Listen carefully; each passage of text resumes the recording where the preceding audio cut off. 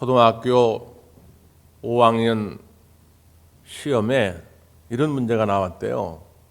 선생님이 아이들에게 거저 점수 주려고 쉬운 문제를 낸 것인데, 삶은 계란을 먹을 때에는 땡땡을 치며 먹는다. 땡땡에 들어갈 두 글자의 말은 뭘까요? 소금이지요. 근데 어떤 학생들은 간장 썼대요. 간장도 맞게 했답니다. 근데 정말 선생님이 황당한 답을 보았는데, 어떤 학생이 뭐라고 썼냐면 가슴 이렇게 한 거예요. 삶은 계란을 먹을 때는 가슴을 치며 먹는다. 빡빡하니까. 우리가 인생을 살아감에 있어서도 가슴을 치며 살아야 할 때가 있죠. 정말 답답해가지고 소위 우리 어머니들 화병 나서 내가 못 살, 내가 제명에 못 살아 이러면서 가슴을 치지 않습니까? 여러분은 주로 어떨 때 그러십니까? 사자성어 가운데 고린무원이라고 있죠. 고린무원. 외로울 꽃자에 설립자. 외롭게 서 있다는 거죠. 원자는 도울 원자인데 무원, 도움이 없다 이거예요. 아무 도움 없이 홀로 서 있는 상태가 고린무원 아닙니까? 미국의 피플즈라고 하는 잡지가 있는데, 거기에 미국 미식축구 코치 이야기가 있어요. 이 코치가 잘 나갈 때는 그가 속한 팀이 승승장구합니다. 그래서 팀이 매일 좋은 성적을 내니까 뭐 주변에 사람들도 많이 따르고 꽤 인기가 있었어요. 그런데 어느 날부터인가 슬럼프에 빠져가지고 팀 성적이 안 좋게 나오는 겁니다. 그러니까 사람들로부터 비판을 받기를 시작하고, 심지어 집에 있는 아내마저도 이 남편을 인정하지 않게 되고 무시합니다. 견딜 수가 없어가지고 그 외로움을 달래기 위해 가지고 반려견을 하나 데려와요. 얼마나 이 반려견이 이 코치를 잘 따르는지 하여튼 늘 옆에 끼고 사는 거죠. 그래서 늘 그 반려견을 보면서, 야, 이제는 내 친구는 너밖에 안 남았구나. 그러면 그냥 막 꼬리를 흔들면서 그냥 품 안에 안겨가지고 비벼댑니다. 그래서 어느 날은 아내가 있는데 그 아내 옆에서 얘기하는 거예요. 다 아내 들으란 얘기죠. 그 아내 들으라고 그 개를 보면서, 야, 너 같은 친구가 한 명만 더 있으면 참 좋겠는데. 그 이야기를 옆에서 아내가 듣고 그 다음날 놀라운 변화가 일어납니다. 아내가 어떻게 했을까요? 개 한 마리를 더 사와가지고 갖다 데려다 준 거예요. 한 명 더 필요하다고 하니까. 여러분, 우리가 그럴 때 있잖아요. 정말로 도움이 필요한데 아무도 나에게 도움이 안 되는 것 같은 느낌이 들 때 말이죠. 이 고린무원의 상태에 이르렀을 때 우리 그냥 가슴을 칠 수밖에 없지요. 너무 속상하고 답답하니까. 여러분, 그때 우리가 어떻게 해야 할까요? 정말 아무도 없을까요? 오늘 우리가 읽은 본문의 말씀 가운데 보면 이런 이야기가 나옵니다. 먼저 역사적 배경을 조금 알아야 되는데, 당시에는 이스라엘이 우리나라처럼 남북으로 나뉘어져 있어요. 북쪽은 이스라엘이라 불렀습니다. 수도가 사마리아죠. 남쪽은 유다라 불렀어요. 수도가 예루살렘이죠. 그래서 북이스라엘 왕국을 다스리던 왕은 여호람입니다. 여호람. 그 악랄한 아합 왕의 아들입니다. 아합의 뒤를 이어서 왕권을 지금 행사하고 있는 것이고, 남유다 왕국을 다스리던 당시의 왕은 여호사밧입니다. 북이스라엘의 아합이 왕에 있을 때는 그 이웃의 나라였던 모압이 꼼짝 못하고 이 아합 왕에게 조공을 갖다 바칩니다. 근데 아합이 죽고 나서 이 아들 여호람의 왕권이 약화되기 시작하니까 이 모압이 등을 돌려요. 배신을 합니다. 이 모압이 어디 있었냐면 이스라엘은 동쪽편에 강줄기가 흐르잖아요. 요단강이 쭉 내려오다가 밑에 사해에 가서 멈춥니다. 이 요단강 사해의 물줄기를 넘어서 동쪽으로 좀 더 가면 거기가 모압 땅이에요. 그리고 그 사해 남부로 좀 내려오면 거기가 어디냐? 에돔 땅입니다. 자, 그래서 이 북이스라엘의 여호람 왕이 안 되겠다 싶어가지고 모압을 공격하기 위해서 남유다 왕국의 여호사밧에게 사신을 보내서 우리 좀 도와달라. 저 모압이 저렇게 말을 안 듣는데 힘을 좀 합쳐가지고 모압을 공격해야 되겠다 얘기를 합니다. 그래서 이 북이스라엘의 여호람과 그 다음에 남유다의 여호사밧이 에돔 땅 길로 에돔 땅 길로 해가지고 모압으로 나아갑니다. 그래서 그 에돔 땅의 왕도 합류를 해요. 그래서 결국 세 나라가 연합군을 만듭니다. 그래서 이 세 나라가 연합군을 형성해서 에돔 광야길로 가는데 한 일주일쯤 지났을 때 문제가 벌어져요. 어떤 문제가 벌어지느냐? 마실 물이 떨어진 것입니다. 우리나라 같으면 어느 지역에 가든지 간에 시냇가를 발견할 수가 있고 땅을 깊이 파면 지하수를 얻을 수가 있는데 이 이스라엘의 남부 지역은 다 돌사막입니다. 물을 구할 수가 없어요. 우기 때가 아니면 시냇가가 없습니다. 그러니까 준비해온 물은 일주일 만에 다 동이 나가지고 가축들도 먹을 물이 없고 군사들도 마실 물이 없어요. 전쟁에서 싸우다 죽기 전에 물이 없어 목말라 죽게 생긴 것이지요. 자, 이때 이렇게 문제를 만났을 때에 어떤 반응들을 보이냐는 겁니다. 먼저 북이스라엘의 여호람 왕의 반응입니다. 11절에 보면 이렇게 말씀하고 있죠. 10절이죠. 10절. 이스라엘 왕이 이르되 슬프다. 여호와께서 이 새 왕을 불러 모아 모압의 손에 넘기려 하시는도다. 북이스라엘의 왕은 뭐라고 말합니까? 슬프다는 거예요. 탄식하고 있습니다. 하나님이 우리 다 죽게 만들었다 그 말이에요. 참 희한한 건요, 하나님을 제대로 섬기지 않는 사람들이 이런 문제를 만나면 오히려 하나님을 불평합니다. 하나님을 원망해요. 지금 물론 그 아버지 왕만큼 그렇게 악랄하진 않지만 이 북이스라엘의 여호람 왕도 하나님을 제대로 섬기는 왕이 아니에요. 그럼에도 불구하고 정작 문제를 만나니까 아유, 하나님이 우리 다 죽게 만드네, 이렇게 하나님께 원망을 하고 있는 것이죠. 그런데 반면에 남유다의 여호사밧 왕은 평소에 하나님을 잘 섬기던 왕입니다. 평소에 하나님을 잘 섬기던 사람들은 어려움을 만나도 그렇게 하나님을 원망하거나 불평하지 않습니다. 여호사밧은 이렇게 반응합니다. 11절에 여호사밧이 이르되 우리가 여호와께 물을 만한 여호와의 선지자가 여기 없느냐 하는지라.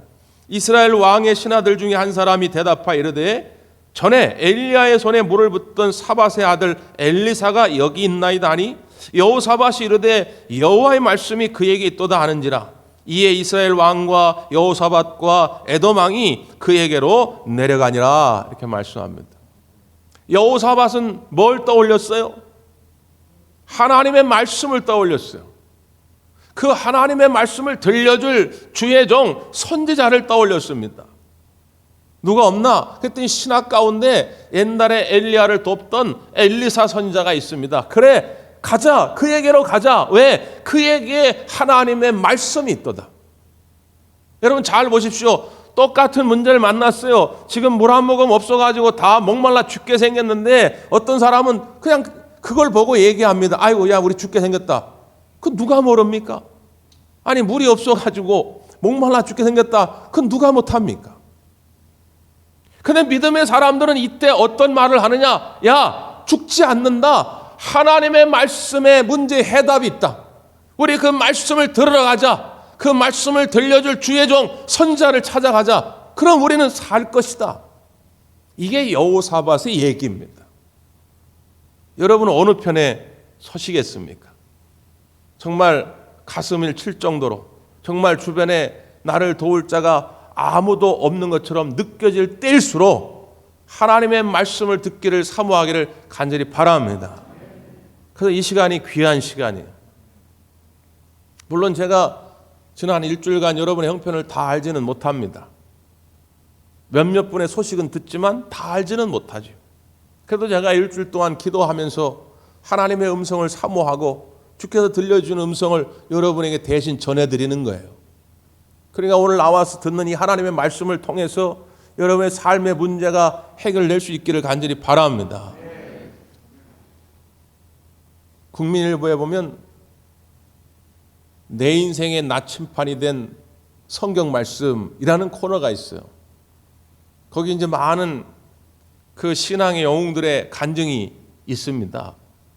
지난달에 보니까 서울대 미술대학 학장을 지내신 김병중 교수라는 분이 계신데 김병중 교수님의 간증이 실렸어요. 그분이 내 인생의 나침판이 된 성경 말씀은 뭐냐면 창세기 22장의 말씀 여호와의 산에서 준비되리라 이 말씀을 꼽았어요. 그 상황 다 아시죠?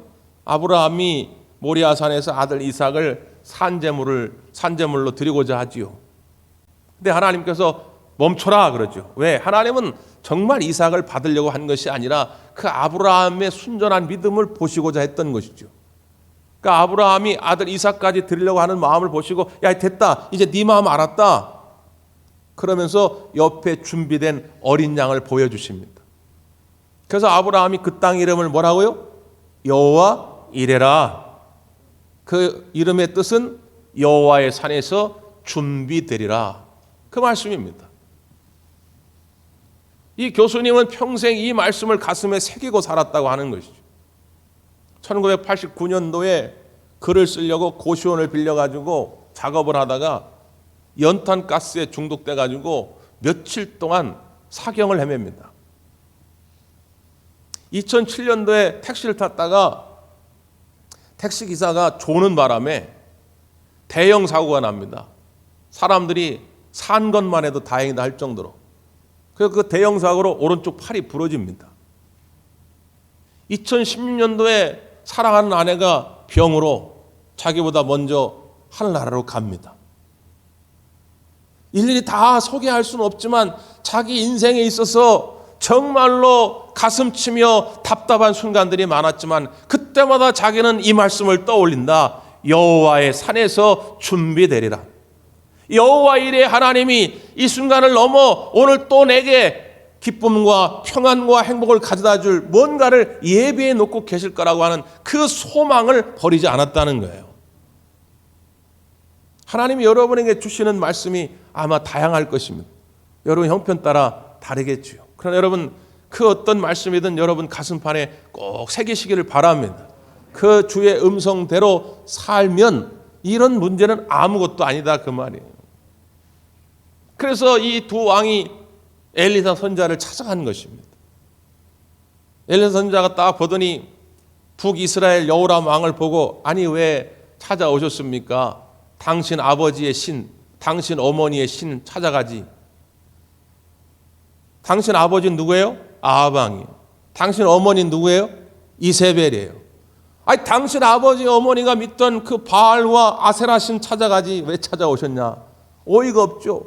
엘리사는 그 아합왕 때에 많은 동역자를 이뤘습니다. 아합과 이세벨이 수백의 선자들을 죽였어요. 그러니까 얼마나 이 엘리사 선자는 그게 상처로 남아있겠습니까? 그런데 같이 온 그 남유다 여호사밧 왕을 볼 때 그냥 거절할 수가 없는 거예요. 사랑하는 성도 여러분, 여러분이 여러분의 가정에 여러분이 속한 공동체에 이런 인물이 돼야 됩니다.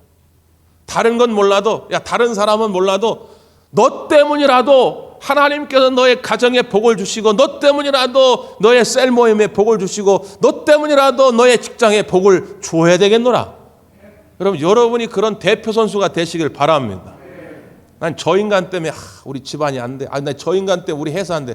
그런 얘기 하실 필요가 없어요. 내가 하나님 앞에 대표 선수가 돼서 하나님 내가 여기 있사오니 나를 봐서라도 이 땅을 복내려 주시옵소서.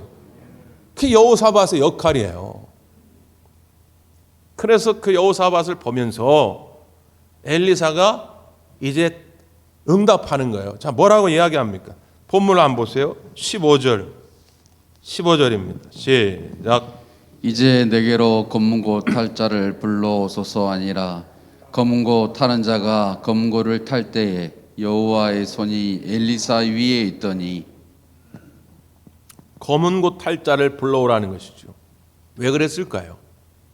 여러분, 우리가 찬양하는 이유는 제일 첫 번째는 하나님께 영광을 돌리기 위함이죠. 두 번째는 뭐냐면 집중하기 위함입니다. 그래서 구약 시대에는 하나님의 선지자들이 하나님의 음성을 들을 때에 집중하기 위해서 이런 찬양을 했어요. 검은 고와 비파를 가져다가 하나님께 찬양을 드립니다. 여러분, 우리가 예배당에 나오자마자 찬양으로 함께 하나님께 영광을 돌리는 것은 그런 의미도 있어요. 그러니까 여러분, 예배당 오셔서 찬양할 때 허투루 부르지 마십시오. 그 시간이 매우 중요해요.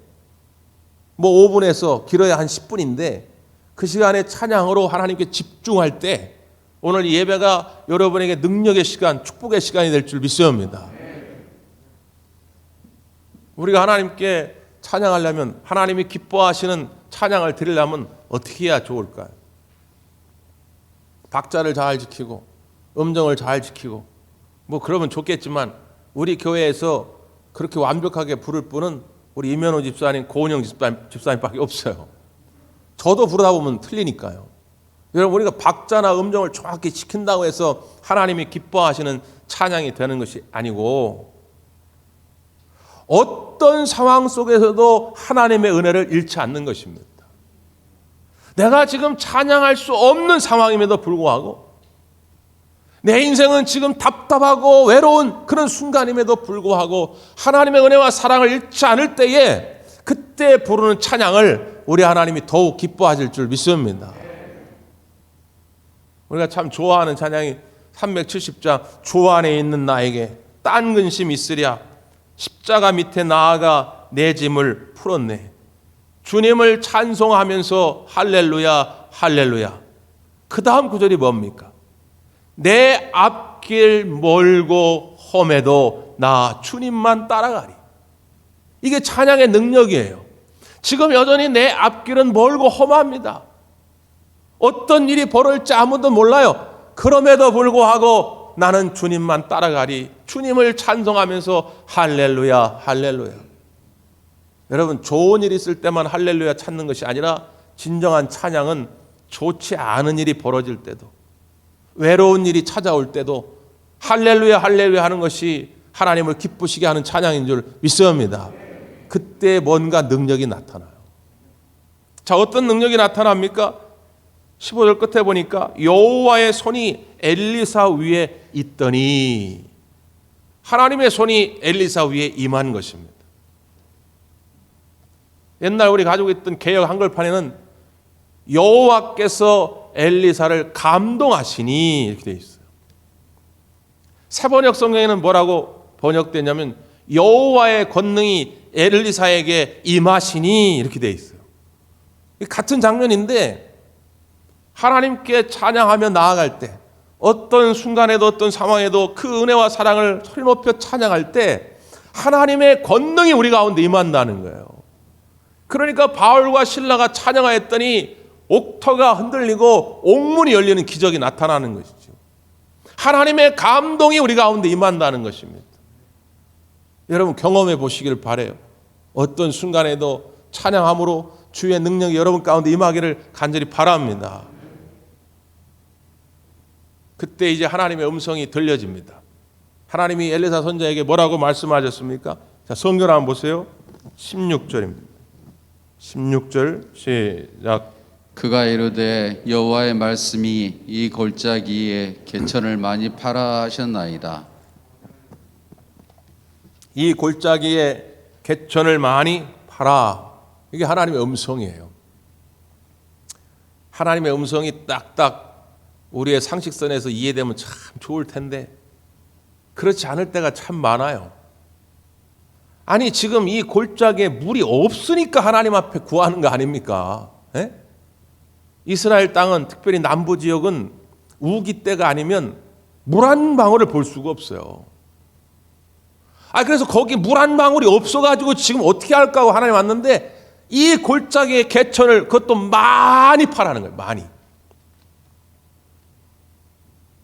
여러분, 이게 하나님의 뜻입니다. 여기 안 된다고 해가지고 다른 데 가서 기웃거린다고 문제가 해결되는 거 아닙니다. 이렇게 해봤는데 안 되니까 금방 포기하고 또 다른 방법 찾겠다고 여기저기 기웃거리다가 이상한 데 빠져들어요. 이단에 빠진 사람들 가운데 거의 대다수는 기성교회에서 자기의 목마름이 해결이 안 된다고 온 사람들이에요. 여러분, 하나님은 우리 대광교회 함께 하시는 줄 믿습니다. 여러분 곁에 계세요. 다른 데 가서 기웃거린다고 문제가 해결되는 거 아니거든요. 지금 이 골짜기를 파라는 거예요. 2022년도 처음 시작할 때 여러분 많은 계획을 가지고 있었지요. 하나님이 주시는 꿈과 비전이 있지 않았겠습니까? 기도하라 해서 해보셨겠죠. 전도하라 해서 해보셨겠죠. 섬기라 해서 섬겨보셨겠죠. 사랑하라 그래서 사랑해보셨겠죠. 그런데 안 돼요. 골짜기가 메말라 갑니다. 아무런 응답의 열매가 없는 것이죠. 하나님 이제 못하겠습니다. 이거 해봐도 안 되지 않습니까? 어떻게 해줬습니까? 근데 하나님 뭐라고 말씀하시냐? 아니야, 그냥 이 골짜기를 또 파라는 거예요. 이 메마른 골짜기를 또 파야 뭔가가 나온다는 것입니다. 여러분 멈추지 마시고 더욱 기도하시고 더욱 전도하시고 더욱 사랑하시고 하나님 주신 꿈대로 나아가시기를 바랍니다. 지금 이 골짜기를 파라는 거예요. 그러니까 엘리사와 여호사밧은 하나님을 믿는 신실한 종이기에 개천을 파기 시작합니다. 많이 팝니다. 많이. 지금 이 세 나라 연합군과 가축들이 충분히 마실 물들이 하나님의 은혜로 채워질 걸 믿음으로 기대하면서 많이 파는 거예요. 근데 어떻게 됐어요? 물이 안 채워집니다. 시간이 흐르는데 안 채워져요. 하루가 지납니다. 그날 아침이 되었는데도 물이 채워지질 않는 거예요. 이거 어떻게 하면 좋겠습니까? 자, 마지막 20절 보세요. 20절. 시작. 아침이 되어 소재 드릴 때 물이 에돔 쪽에서부터 흘러와 그 땅에 가득하였더라. 밤새 기다려보았으나 물은 채워지지 않았습니다. 언제 채워져요? 아침에. 뭐 할 때요? 소재 드릴 때. 이거는 이제 기본 상식인데 우리 대과함께 성도들 수준이 높으니까 한번 맞춰보십시오. 구약에는 하나님이 명하신 5가지의 기본적인 제사가 있습니다. 아주 중요한 5가지. 여러분 아는 거 한번 말씀해 보십시오. 소제는 여기 나왔으니까 딱 맞추셨고, 그 다음에 번제, 화목제, 속제제, 속건제. 할렐루야. 이게 우리 대과함께 수준입니다. 전 세계에서 이 영상을 보신 여러분, 우리 대과함께 수준을 한 번에 다 맞추셨어요. 5가지가 이 구약 시대의 중요한 제사입니다. 그런데 번제, 화목제, 속제제, 속건제와 이 소제는 달라요. 아주 중요한 차이가 있습니다. 그게 뭘까요? 이 4가지의 제사는 다 피를 흘리는 제사입니다. 짐승의 피, 양이나 소나 뭐 가난한 자는 비둘기, 하여튼 짐승의 피를 흘리는 제사인데 소제는 곡물로 드리는 제사입니다. 그래서 여러분에게 한번 묻고 싶어요. 나중에 이게 이제 레위기에 하나님이 정해 주신 건데 시간이 흐르면서 이 4가지 제사하고 소제가 좀 다른데, 그렇다면 이 소제는 주로 부유한 사람들이 많이 드렸을까요? 가난한 사람들이 많이 드렸을까요? 예, 나중에 소제는 주로 가난한 사람들이 드리는 제사가 됩니다. 왜? 양이 없으니까, 소가 없으니까. 이스라엘에 전해져 내려오는 전승 가운데 이런 얘기가 있습니다. 요아킴이라는 사람이 있어요. 요아킴은 목축업을 하는 부자입니다. 양을 한 500마리 키웠어요. 그런데 어느 날 산적대가 와가지고는 이 500마리를 다 빼앗아 갑니다. 요아킴은 하루아침에 파산을 한 것이죠. 알거지가 된 것입니다. 그럼에도 불구하고 요아킴은 하나님께 드리는 제사, 하나님께 드리는 예배를 멈출 수가 없었어요. 그런데 이전에는 하나님께 나아가 제물을 드릴 때마다 자기의 양을 잡아다 드렸거든요. 그런데 드릴 양이 없어진 거죠. 그래서 자기 집에 남아있는 밀가루를 긁어 모읍니다. 그리고 밀가루에 기름을 바릅니다. 그리고 맛있는 떡을 구워요. 그리고 성전에 가서 제사장을 만납니다. 눈물로 제사장께 하소연합니다. 제사장님, 제가 하나님 앞에 양으로 제물을 드려야 할 텐데 지금 산적대가 다 잡아가서 드릴 것이 없어 이 밀가루로 만든 떡을 가져왔나이다. 제사장이 그를 안아줍니다. 이미 제사장은 소문을 통해 그 소식을 다 알고 있었거든요. 사랑하는 형제여, 걱정하지 마십시오. 하나님은 당신의 형편을 아시고 밀가루 한 움큼으로 만든 이 떡도 기쁘게 제물로 받아주실 것입니다. 그래서 그 떡을 떼어 하나님 앞에 제물로 드릴 때에 하나님이 그것을 흠양하시죠. 받아주십니다. 그리고 요아킴이 집에 돌아와서 결단합니다. 그래, 다시 시작하리라. 이게 끝이 아니리라. 내가 다시 시작하여 양으로, 아니 더 나아가 서로 하나님 앞에 제물을 드릴 수 있는 때까지 나아가리라 결단합니다. 그래서 소제가 갖는 의미가 뭐냐면 하나님께 끝까지 충성하겠다고 하는 결단의 의미를 담고 있습니다. 지금은 비록 내 형편이 조금 어려울지라도 여기서 내가 포기하거나 주저앉지 아니하고 끝까지 하나님 앞에 충성함으로 더 큰 하나님의 축복의 통로가 되리라고 하는 결단. 그래서 레위기 2장에 보면 소제를 드릴 때 주의할 점이 있습니다. 절대로 누룩을 집어넣으면 안 됩니다. 왜냐? 누룩은 변질의 상징입니다. 그리고 반드시 지켜야 할 것이 있습니다. 소금을 쳐야 됩니다. 소제를 들 땐 반드시 소금을 뿌려야 됩니다. 왜 소금을 치느냐? 소금은 불변의 상징입니다. 부패를 막아주는 거예요. 하나님, 내 마음이 누룩처럼 변하지 않겠나이다. 지금 내 형편이 조금 어렵다고 해서, 속상한 일 생겼다고 해서 하나님, 내가 하나님을 등지지 않겠나이다. 원망하거나 불평하지 않겠나이다. 내가 소금처럼 영원히 변하지 않는 믿음으로 주께 나아가겠나이다. 이게 소제의 의미입니다. 이 소제를 드릴 때에 하나님께서 저 에돔 땅으로부터 물줄기를 흘러내리게 해가지고 그 파놓은 골짜기에 물이 철철 넘치게 만들었다는 거예요. 그래서 병사들과 그 가축들이 먹고도 남을 만한 물이 채워졌다고 하는 것입니다. 그 다음 어떤 결과가 벌어졌죠? 그 뒤에 이제 읽어가다 보면 그 장면을 모압이 본 거예요. 모압의 군사들이 멀리서 이렇게 보니까 그 파놓은 개천에 물이 가득 넘쳤는데 아침에 동이 트니까 그 햇볕이 물에 비칠 때에 물이 빨갛게 보인 겁니다. 모압의 군사들 눈에 그 물이 다 빨갛게 보이는데 그게 마치 뭐처럼 보여지냐? 피처럼 보이는 거예요. 피. 옳거니 저 인간들이 우리를 공격하러 연합군을 만들어서 온다고 하더니 지들끼리 네 분이 일어나가지고 지들끼리 싸우다 다 죽었나 보다. 그래서 저렇게 피가 철철 넘치나 보다. 지금이 기회다. 공격하자. 그래서 모압이 공격을 해와요. 그런데 어떻게 됐어요? 지들끼리 싸우기는 오히려 갈증을 해소하고 지금 군사들이 다 사기가 충전해가지고 그 찾아온 모압의 군사들을 다 물리칩니다. 이 역사의 드라마가 우리의 상식으로는 이해할 수가 없지요. 우리의 경험으로는 이해할 수 없지요.